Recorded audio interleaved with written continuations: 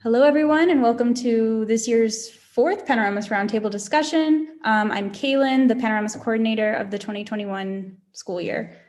For those of you who don't know, Panoramas is an online student-led publication dedicated to news, research, and culture and art of Latin America, the Caribbean, and Latinx and Caribbean diasporas.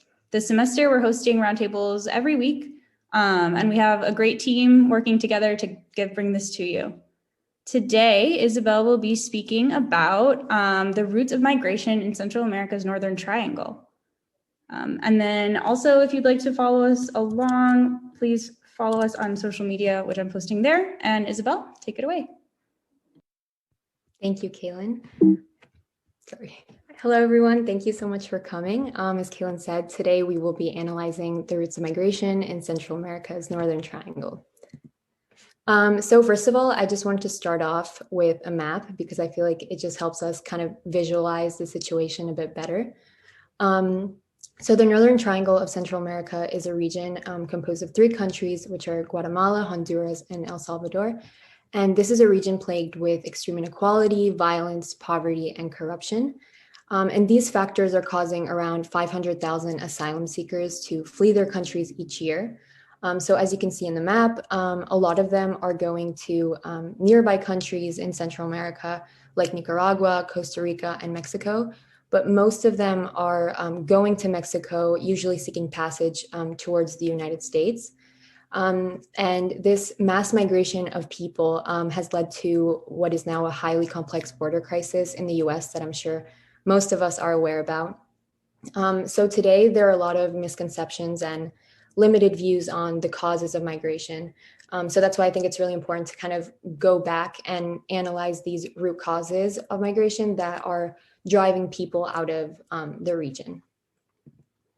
So one of the misconceptions is that the large-scale migration of children and families from the Northern Triangle is a relatively new phenomenon, but in reality, it's been happening for decades, and it can be traced down back to the civil wars that broke out in Central America in the context of the Cold War. So these wars left profound scars in these countries and huge incentives for migration. So kind of just like an overview of what happened in these wars. The Salvadoran Civil War basically started as a result of socio-economic disparities. And it was between two main actors, which were the left-wing guerrilla or revolutionaries, guerrilla groups, and against the right-wing government that was backed by the US. And the US supported them with weapons and military trainers and advisors. And this kind of led to more than 75,000 Salvadorans killed at the end, in addition to all of those that were displaced and tortured. In Guatemala, the Civil War was kind of similar because it was also between the left-wing revolutionaries and the right-wing government that was also US-backed. But the difference is that before the Civil War, Guatemala was actually one of the few countries that was operating as a democracy. But because of US interests, the US helped overthrow the democratically elected president. And years later, that led to the Civil War. So at the end, 200,000 Guatemalans were killed and 90% lived below the poverty line. In the case of Honduras, although full-scale violence didn't break out, they did receive a lot of immigrants escaping from Guatemala, El Salvador, and Nicaragua, in addition to events like Hurricane Mitch that displaced a lot of people. So that also led to the large-scale migration of Hondurans to the US. So these conflicts ended with peace accords, but these peace accords weren't enough to kind of mitigate the already long-term effects that were kind of ingrained in these societies. So between 1980 and 1990, the Central American immigrant population in the US tripled. And you can see that in the graph on the right.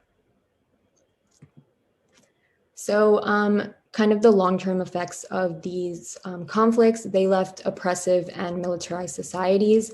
Also, socioeconomic issues fell to the bottom of the peace accords agendas. So this was mainly because of a difference in economic and political philosophies between the guerrilla groups and the government. And kind of ignoring key factors as important as socioeconomic issues was, a huge mistake in kind of tackling this issue of inequality, which is a major push factor for migration. So I really like this quote by the Brookings Institution, which is that outside mediators should have understood the reasons for avoiding discussion of socioeconomic issues and insisted on international funding for the necessary reconstruction of the country and the training of its people for peaceful civilian lives. Also, there was no emphasis on the importance of generational change in which the youth could lead the country towards a brighter path. So the youth that lived during the civil wars were exposed to violence and weapons throughout their lives.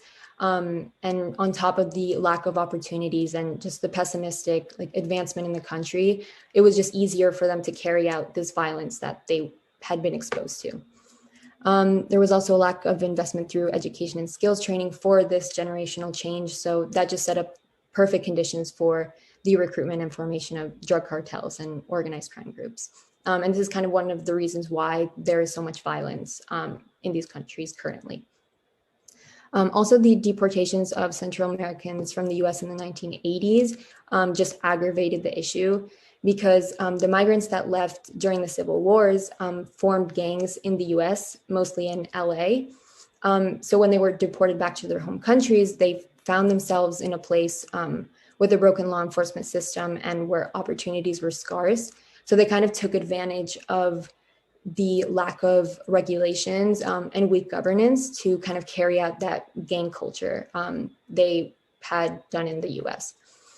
And like I said, that led to the proliferation of illicit activities and the exponential growth of gangs in the region.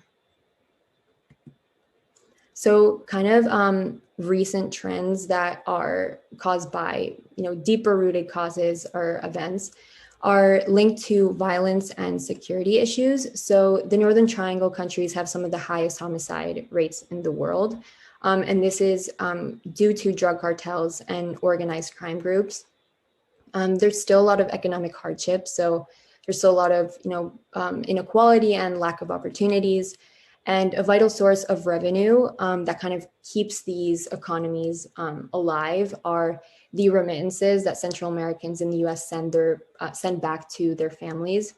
And according to the World Bank data, in El Salvador, remittances totaled around 5 billion in 2017, which is roughly 1/5 of the country's GDP. So through that, we can see that these remittances are really an important part of the economy that keeps them afloat. Also, there's weak institutions. So there's just an overall, overall corruption and lack of political will. And this limits the ability for countries to prosecute crimes. And that's extremely worrisome because the whole purpose of a government is to kind of ensure the protection of their citizens. So their border areas are extremely vulnerable to criminal trafficking of people, arms, and drugs. So what is the US doing? For about 20 years, the US has taken significant measures to kind of tackle this issue of immigration in the form of financial aid and immigration policies. But they have mostly reduced migration in the short term, and they fail to have a long-lasting impact. So currently, the Biden administration is committed to boosting spending to $4 billion, but the administration will face challenges prioritizing how to invest that money. So kind of going back to the purpose of the article and this presentation is that it's really important to go back and kind of analyze and study these deeper rooted causes for the creation of efficient policies and just seek long-term solutions for the millions of people that are currently suffering. So that was enough of the presentation. Thank you. We can now start with the discussion if anyone wants to raise their hand or just unmute themselves. Feel free to also use the chat feature. And the raise hand can be found under reactions. If you click reactions at the bottom of your screen, there's a little button that says raise hand.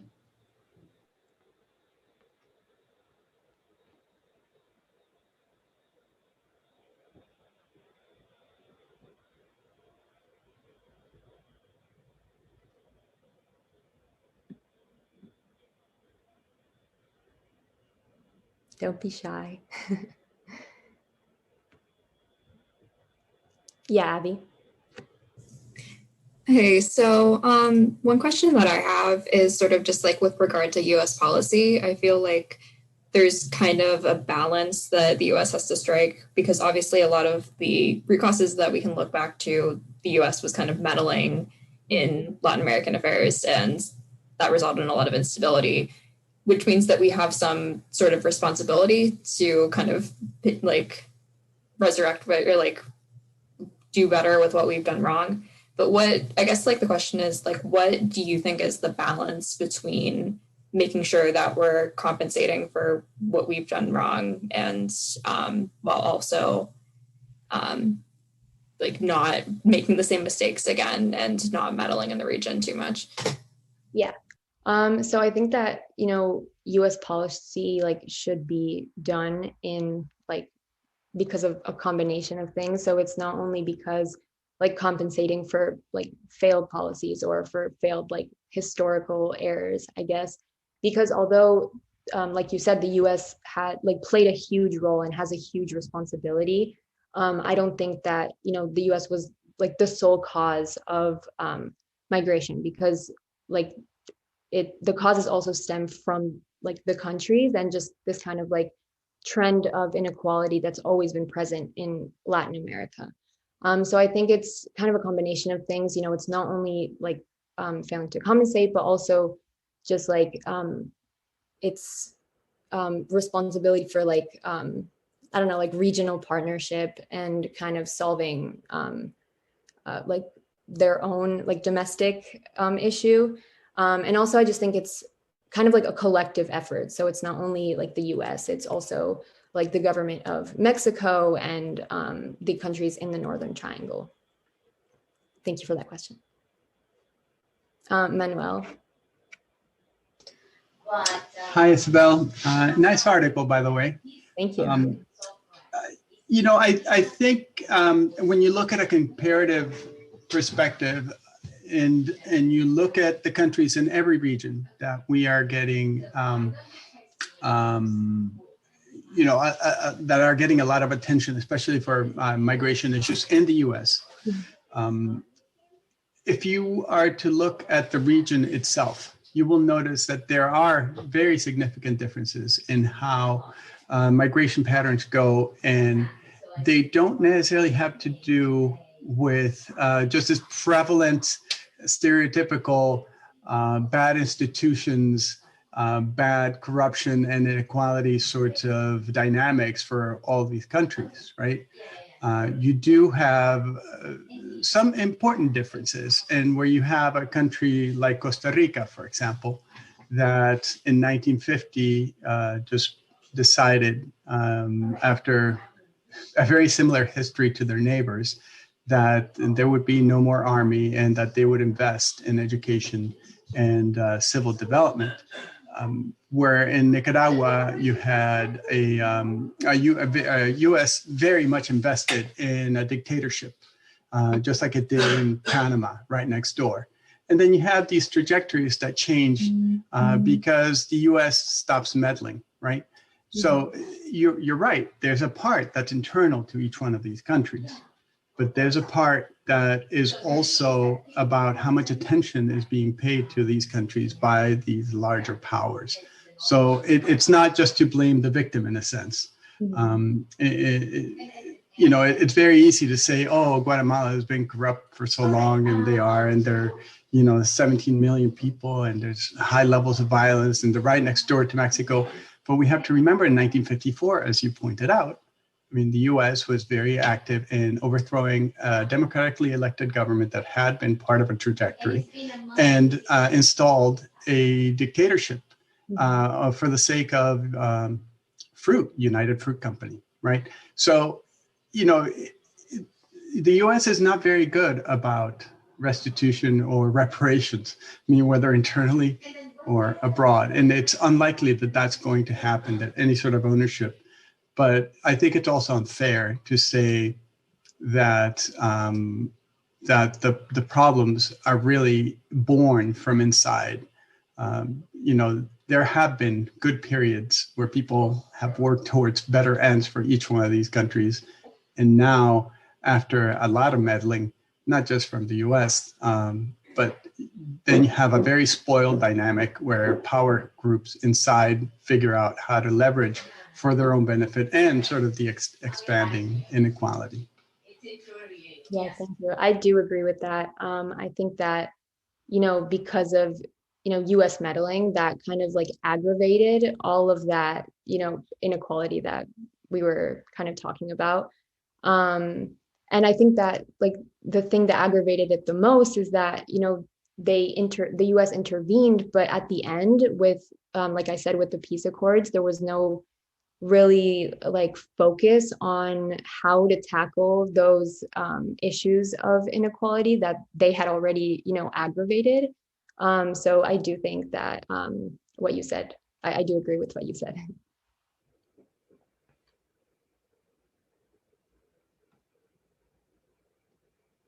Anyone else?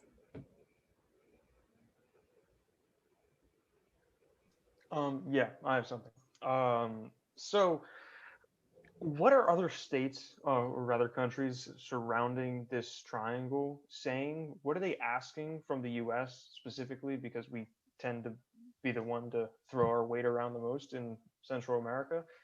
Is there some agreement? Is there disagreement as to why these issues are still happening? Because I'd imagine if all of the countries said, hey, USA, come here and fix things, that could be done. So are there countries that are specifically against that are in fact vetoing that sort of action? Or is it mainly apprehension on the American behalf that's preventing effective aid to go through and prevent this continuous state of misery? Mm-hmm. Yeah, so I think that, like we were talking, US intervention, what isn't something that's really talked about when you kind of look, when you're talking about the causes for migration. I know that, Mexico has tried to come up with like kind of like a regional cooperation with the US because, it is a crisis at their like southern border when people cross into Mexico. So I think that obviously it's not just an issue that like involves the US, although like we've seen, it has a huge responsibility, but it does involve a lot of other like key actors. So I do think that these countries are also trying to, work on these like efficient policies to kind of reduce migration overall, if that kind of answers your question. Yeah, Juan. I was wondering about like you mentioned something about like the U.S. providing like financial help to these countries. The money they give, like the U.S. gives these countries, like are they allowed to like invest it wherever they want to, or like does the U.S. give them like certain rules? Because like you said that they invest in a lot of like security and like stuff like that, but why not invest more like education and other programs if they have that money? Yeah, so that's definitely like one of the issues when I was talking about like how the Biden administration is going to be challenged and like how to invest that money. And it's because in the past, the US has really like invested more in security and enforcement measures at the border rather than, education and the creation of jobs for the youth. And, that was like a past mistake in the Obama administration and the Trump administration as well. So I think that, the US has the power to kind of fund or like send this financial aid. But it's really like how they're directing it that is seen as a mistake. So something that I found really interesting when I was researching for this is that a lot of people say that Central America should have a plan similar to like Plan Colombia, which was a plan where the US kind of sent aid to Colombia to tackle the like left-wing guerrilla groups and the drug cartels. And that played a huge role in the 2016 like peace accords. And people said that that was successful because they kind of moved away from that like security aspect and kind of focused more on like the human rights and peacekeeping of it.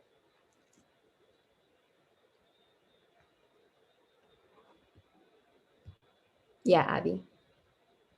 Yeah, so obviously, like the Trump administration has had a very different tone when it came to immigration policies compared to the previous administration and now with the Biden administration.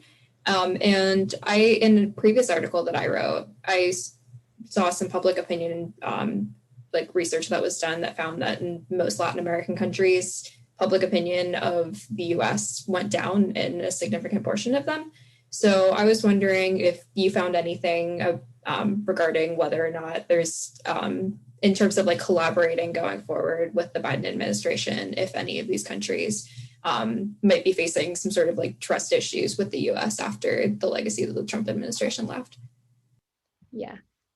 So I think it depends. I think that maybe because, you know, people know that Biden has such a different stance that maybe it'll kind of like help things like for the better.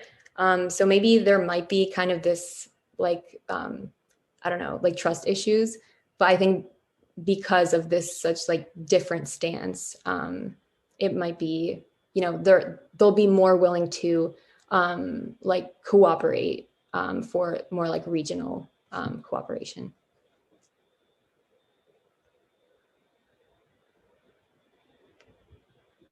Yeah, Manuel. And I should say also that, you know, it's not as clear as, you know, one's good, one's bad. You have to remember that each country has its own balance of sort of inclinations, right? So you will have some countries that lean more towards the left and who have had over the last 10, 20 years, much stronger and substantial alliances with Venezuela, with Cuba, with the ALBA countries as a trading bloc, as a source of funding, as a source of support and strategy. And, you know, even countries for which the US is number one trading partner, they have aligned much more in opposition to the US. So it doesn't matter whether it's a Trump or an Obama or, you know, a saintly president from the US. The US is still going to be, you know, the power that is, you know, casting shade over everybody and who has contributed to a lot of the ills for its own benefit, right? So they're just going to look at it that way. And so you also need to look at it from that side, you know, where you have Bolivia and Argentina and Guyana and, you know, and Nicaragua, Venezuela, of course, and then Ecuador bouncing back and forth. And so you have these tendencies that come from the other side. And the US is not necessarily the savior. They're a source of funding, but it's also not the only money, right? Because ALBA money is flowing freely still, even with Venezuela in dire needs. And you still have multilateral financing that is going to development that is deemed to be great for each country, but it's really hosted and steered by the well-to-do in each country. So you have the internal dynamics, especially in Central America, that are very stark. And you can find these reduced groups of interests that are benefiting the most from the development financing. Mm-hmm. Yeah, thank you. Luz? Hi, mine is more of a personal opinion or something how I feel about the situation, because you always hear, oh, why can they not fix their own problems? Mm-hmm. Or internally they need to figure it out. But also when we're in the United States, sometimes we don't look into why policies are made. And I personally believe that all our economy and all our money or private investments, everything is created by someone and invested in another country. So United States in a way plays a game in other people's policy making, how a country is run, who's in power, because honestly, all our retirement companies, they're invested in that country. So they need to protect the economy or their investment. So there's a lot that goes into play that sometimes we forget. Also, like locally, businesses, they do want people to come here illegally, and they want to pay these people very low wages because they want to save money. And people sit here and say, oh, well, why they come here? Why? Because some people don't want to do those jobs, so they take those jobs, but the company saves money. So the government is not looking into like giving a fine to the companies that hire these people. This is where they invest the money. So there's a creation of jobs that people don't want to see in an underground market. And people are not willing to pay $10 for a tomato, but they're willing to say why they come here to take our jobs, but they're not willing to pay more for an item. So it's a very complicated to me, because it's money, the thing that is running all these policies and people coming here, or how a country is run. Maybe I'm wrong to think that, but I think it's a very deep, complex problem, and it would not be solved that easily because our economies are so tangled together. But I think that was just my personal observation. I always think about that. Yeah, thank you so much for that opinion. I do agree with that. I think, this is a very complex issue that's not only like, you can't just like pinpoint with one cause. It's like many interrelated factors that are causing this. So yeah, thank you so much for that.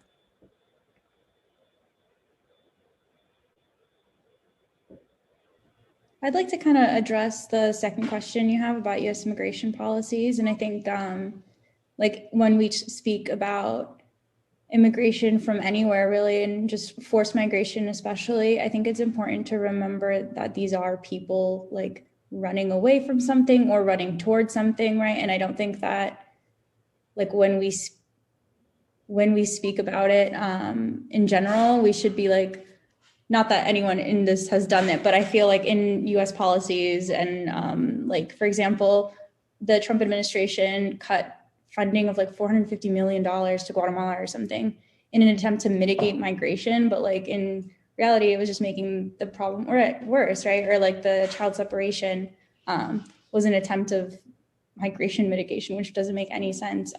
So I wonder if you found more like philosophical questions like in your research, or just really like the deep-seated humanitarian issues behind this. Did you find anything? Yeah, so I think that like what you were saying about Trump, how he cut funding was very counterproductive, because like cutting funding to reduce migration is actually just like increasing it a lot more. And I think that I like agree with what you were saying about how the US kind of forgets about that humanitarian like aspect of it. And I think a lot of people do too, because it's not like these people are kind of just going because they want better, economic opportunity. It's because literally their lives are, endangered. So they have to flee. But relating to your question, I think that I would have to maybe look into this a bit more. But thank you for that.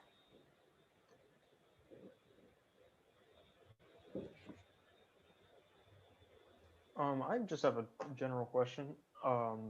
Is this an issue the other direction? Is there immigration moving towards Panama into Colombia, or is this specifically directed towards Mexico and the United States?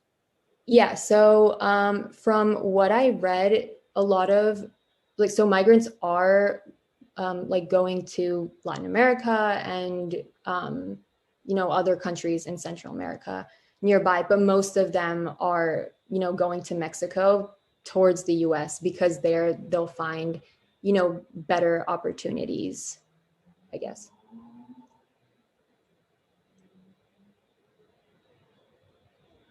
Manuel. Yeah, it's a really interesting question, actually, when you think about it. And I mean, what he just asked about.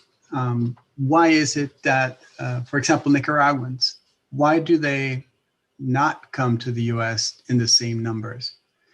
And basically they just cross the border to Costa Rica. They just walk across, and there's about a third of the population in Costa Rica is now either Nicaraguan born or descended from Nicaraguan born people. That's before you get into the whole thing about territories that were swapped and changed at some point in history. But it's a tremendous, the founder effect, right? So you have relatives. And so that's why in California, you end up with so many Guatemalans, because there was a Guatemalan colony that was rather sizable. And so family and friends and people that they knew ended up over there in large numbers. And Salvadorans, ended up in DC because there was a large, significant Salvadoran population. And then, of course, all over the US, you have these pockets, these little cities, these little El Salvador, little Guatemala, because of these founder effects. And so I think, that's one. But obviously, there's the economic opportunities. And now with the Venezuelan migration, South America and Panama, and even all the way to Costa Rica, you have large numbers of Venezuelans going all over the place. So, the capacity for different countries to absorb and to have, an improved or a chance of an improved livelihood for them is lowered when you have larger numbers of people migrating all over the place, and you have more competition and more upheaval. So that's one part, right? But in terms of policies, also, in what happens with the U.S. and how, there's very much like drugs, right? The drugs have to go through Central America or around it to make it to the US. And, at one point about 10 years ago, the Guatemalan president was all for legalizing and formalizing and not penalizing drugs in the same way that they are. And of course, there was opposition from the US and everybody all around, and there was controversy. But, there's a market here in the same way that there's a market for the people who come to work here. It's a growing economy that even in its worst times, it still has, you can expect it to have a growth trajectory and not too long. And so it's an economy that can absorb, 500,000 people in a year, and actually still, market fluctuations make it so it's not really a negative. And same thing with drugs. And these are not coincidentally related. They're very causally related. I mean, the flow of drugs and the narco traffic and the power that exerts all over Mexico and all over the Northern Triangle in particular. I mean, that has a lot to do with the reason for migration, right? So this is all, as you said, it's a very complex issue that is very much interrelated, and you can't just go at it with one response. Yeah, I think it's really interesting, even like the geographical position of where these countries are, like in between the US and South America, how that just contributes to, they're more vulnerable to things like the drug trade. So yeah, and that issue of drugs is just kind of intertwined with, gangs, which have, exponentially risen in this area. So I think that, it's just very, very complex.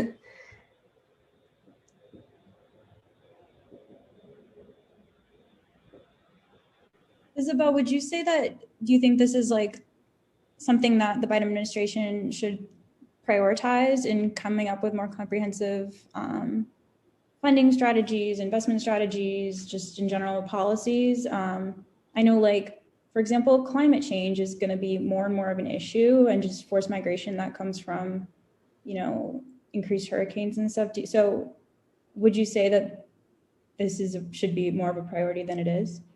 Yeah, definitely. I do think that it should be more of a priority, especially with, you know, recent events like the hurricanes, and also just with the pandemic. It's going to be, migration is going to increase substantially through like the next few years. So I do think that it should be, like finding these policies should be prioritized. Um, yeah. Yeah, Bridget. This is kind of somewhat of a comment and also just a question on what you think about it, but I feel like something that comes up in a lot of our articles and research is this like general and like Americanized idea of like the Latinx experience or the Latino experience, which like doesn't really exist because like every country is so diverse and so many different like things going on in each Latin American country. So I guess when I think about how in history, like the US hasn't really done well with financing things to help with these problems or like try and fix things. And I guess like, do you think that that also has to do with like a lack of understanding about like the diversity and complexity of the region and like how each country is just like experiencing different things in terms of like democracy and in terms of like where they lean on the political spectrum? Because I also feel like with Americans, like people hear about Cuba or like Venezuela and they hear the word like communism and they like flinch, and that becomes like a concept that kind of can encapsulate like multiple countries when that's not actually the case. So I don't know if you just thought that like maybe that plays a role in how funding is created and like how these decisions are made.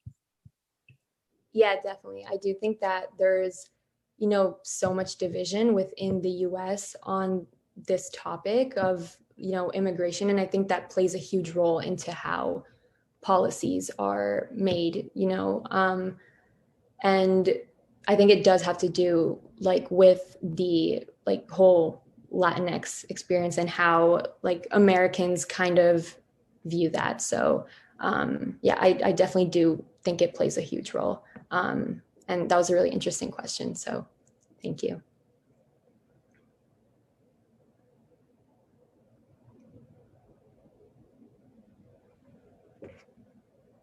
Yeah, Abby. So this is sort of building off of the first two questions that you have here, as well as something that Mamo mentioned earlier. He was talking about how oftentimes, unfortunately, when aid is given, it's given like kind of distributed more by the well-to-do. So it doesn't necessarily get to the people who need it.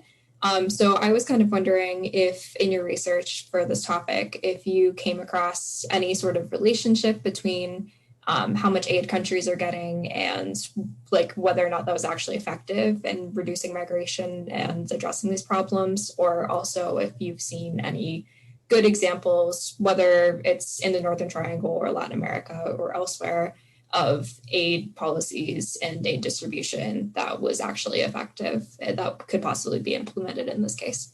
Mm-hmm. Yeah, so I kind of talked about this earlier, but what I read is that, the US has invested mostly in security. So for example, take the $4 billion that Biden is willing to invest. Most of that money would go to, security, and less than 1 billion of it would be actually used to tackle like on the ground conflicts in Central America. So I think that's one of, the biggest issues in kind of tackling this, because you're kind of in like prioritizing different things. So yeah, I don't know if that kind of answers your question.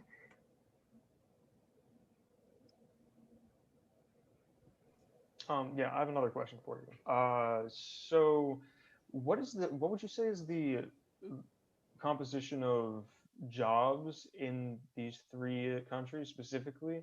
Is it tourism, agriculture, and why do you think that the opportunities for jobs and job growth in these areas is so poor right now? Yeah, so I definitely think that, it is concentrated more on, these like sectors of what you would call, well, in the US, like migrant labor, I guess. which is like tourism and agriculture and like services. But I do think that, you know, there's like because there's so much like poverty and inequality, and just the whole issue of like violence, people are like, they like need to flee, you know, their countries, even though like the jobs that they'll find in the US are kind of like similar to those that they do at home. But it's, I think one factor is, you know, that violence that stems from kind of like weak governance, and gangs are one issue that is, you know, really forcing people to leave.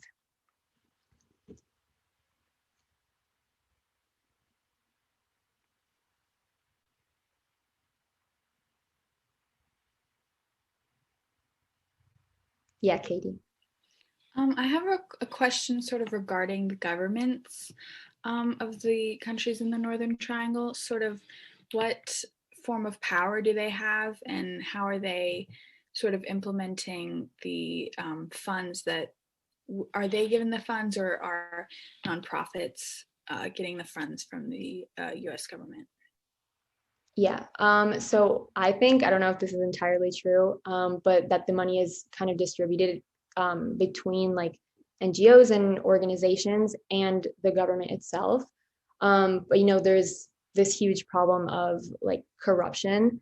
Like I know that all of the governments in the Northern Triangle kind of like, you know, embody corruption.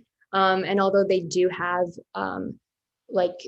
initiatives and commissions that are like anti-impunity or anti-corruption, there's still a huge problem with weak governance that, you know, just leads to all of these factors that we've been talking about. So I don't think that sometimes they, you know, efficiently are kind of funding these issues to kind of tackle migration and the problems within their countries. Manuel. Sorry, you can tell I'm not shy and I can talk forever, and I really don't intend to monopolize the time that really, but if you show up on the 3rd, you'll hear more about this international development stuff from my angle. Anyway, you know, in terms of the aid and the investments from countries like the US or the European Union, or you know, anybody in particular, individual countries or multilateral financing agencies, you know, the World Bank and Monetary Fund, et cetera. You know, there's all sorts of earmarks, and each country has its own flavor, and each country has its own level of corruption in different ways, right? They're not, you know, they are, even though we have a lot of people coming that are recognized to be coming from those 3 countries, they're not one thing, right? And so Guatemala just got rid of their CICIG, which was this international unbiased organization that was supposed to be looking over corruption in Guatemala, and had judicial power, and had ways of starting the prosecution of criminals who corrupted government procedures, et cetera. And the last president just decided, okay, no, this is too much, and let's get rid of this. And they did. And so an effort that was going on since the peace process in 1998 all the way through basically got dismantled by the groups in power. Honduras is a different thing. You know, Honduras is always sort of under the radar, and there's all these internal groups of power. And El Salvador just has this tremendous violence problem that, you know, the presidents tend to go between acquiescing to it and just doing a very harsh, dictatorial sort of approach to it. So in the way that works, that's also how the flavors take, you know, a shape from the perspective of international support. And so sometimes it's donations, sometimes it's the union, sometimes it's the US, even Latin American countries get involved in that. And so, you know, we just got to remember each one of them is very different. Yeah, I think it's really interesting that you mentioned that, because I was reading that, a lot of people criticize that even in terms of like policy making, people tend to look at these countries kind of as, although they are very similar in various ways, they are, separate countries. And in terms of policies, you kind of have to kind of cater depending like what country it is. So for example, if Guatemala, I don't know, the like poverty level is higher, or El Salvador, the like problems with gangs are a lot are more of a problem. You kind of need to like treat them as separate countries rather than just thinking of it as like one. So yeah, that was super interesting. Thank you.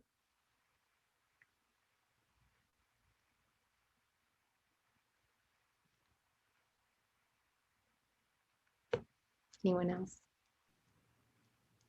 We have time for about one more question if anyone wants to, or comment. Policy suggestions.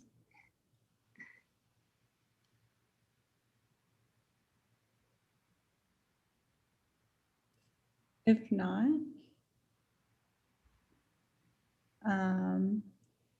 any concluding remarks from anyone? Isabel? No, just thank you so much for this wonderful discussion. I learned a lot. And thank you, Manuel, for all your comments. Well, thank you everyone for coming. Isabel, wonderful job. And thank you so much to everyone who contributed. This is a hard topic. And I think that Isabel, you did it justice last semester and you did it justice this semester as well. So great job. So as I mentioned in the beginning of the presentation, we're doing roundtable discussions every week. Isabel, could you click the next slide? Yeah. So next week we have a pretty special roundtable. You'll be hearing from Isabel again and also from Abby and 3 students from Universidad del Oriente in Yucatan. And they're going to be speaking about the dynamics of culture and tourism, and it'll be a really interesting roundtable on the Yucatan area of Mexico. And this will be entirely in Spanish, so please join us, and I will drop the registration here.